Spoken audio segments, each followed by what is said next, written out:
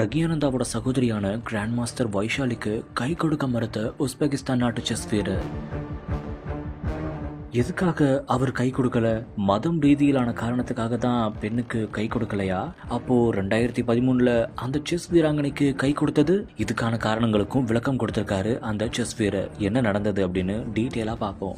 Netherlands நாட்டில் Tata steel chess தொடர் போட்டி நடந்துட்டு வருது. இந்த ஒரு சூழல்ல இந்தியா சார்பில் அங்க பிரக்யானந்தாவோட சகோதரியான கிராண்ட் மாஸ்டர் வைஷாலியும் கலந்துகிட்டு இருக்காங்க. அவங்க உஸ்பெகிஸ்தான் நாட்டு கிராண்ட் மாஸ்டரான நோடிர்பெக்கை எதிர்த்து விளையாடி இருக்காங்க.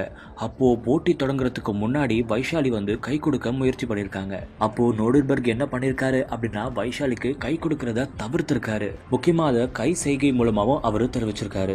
இந்த ஒரு நிலையில இந்த போட்டியில அபாரமா ஜெயிச்சிருக்காங்க வைஷாலி. அதுக்கப்புறமா இந்த ஒரு விஷயம் தான் ரொம்பவே சர்ச்சையா பேசப்பட்டுச்சு. அதாவது ஏன் வைஷாலிக்கு நீங்க கை கொடுக்கல அப்படின்னு எல்லாருமே கேள்வி மேல கேள்வி கேட்டிருக்காங்க. முக்கியமா சொல்லணும் அப்படின்னா 2013 திவ்யா அப்படின்ற பெண்ணுக்கு நீங்க கை கொடுத்திருக்கீங்க, அப்போ ஏன் இப்ப கொடுக்கல அப்படின்ற மாதிரியும் கேட்டிருக்காங்க. அதுக்கெல்லாம் இப்போ பதிலளிச்சிருக்காரு நோடிர்பெர்க்.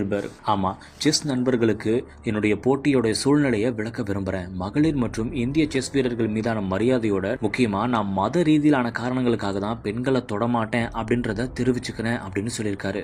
முன்னதா 2013 திவ்யாவுடனான போட்டியின் போது நான் கை கொடுத்தேன், அது தப்பு தான் அப்படின்ற மாதிரியும் சொல்லியிருக்காரு. நான் என்ன செய்ய விரும்புகிறேனோ அதை மட்டும்தான் நான் செய்வேன் அப்படின்ற மாதிரியும் சொல்லியிருக்காரு. இன்னொரு விஷயம் என்ன சொல்லியிருக்காரு அப்படின்னா வைஷாலியும் அவங்களுடைய சகோதரரான பிரக்யானந்தாவையும் நான் ரொம்பவே மதிக்கிறேன் அப்படின்ற மாதிரியும் சொல்லியிருக்காரு.